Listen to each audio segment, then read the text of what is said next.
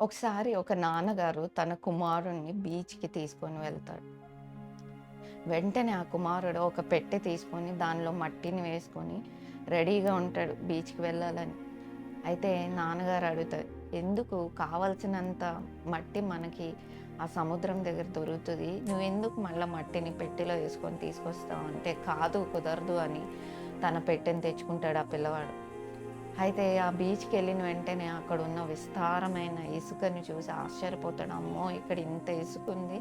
మళ్ళా నేను నా పెట్టెలో తెచ్చుకున్నాను అని. దీన్ని బట్టి మీకేమర్థమైంది? చాలా సార్లు మన జీవితంలో దేవుడు కొన్ని విషయాలను వదిలిపెట్టమంటే వదిలిపెట్టం.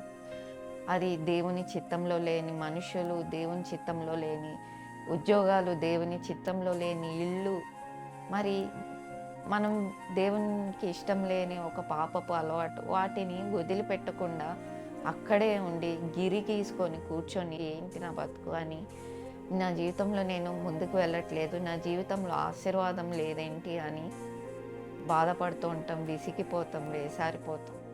కాబట్టి ఈరోజు దేవుడు అంటున్నాడు, నీవు పట్టుకున్న వాటిని విడిచిపెట్టు, దేవుని చిత్తానికి లోబడి ముందుకు వెళ్తే గొప్ప దీవెన, ఆశీర్వాదాలు దేవుడు ఇవ్వడానికి సిద్ధంగా ఉన్నాడు. ఇర్మియా గ్రంథం 29:11 వచనం మీరు చూసినట్లయితే, మీ పట్ల నాకు కలిగిన తలంపులు మేలైనవే కానీ హానికరమైనవి కాదు అని దేవుని వాక్యం సెలవిస్తుంది. కాబట్టి దేవుని చిత్తానికి లోబడదాం. దేవునికి ఇష్టమైన వాటినే ముందుకు వెళ్దాం.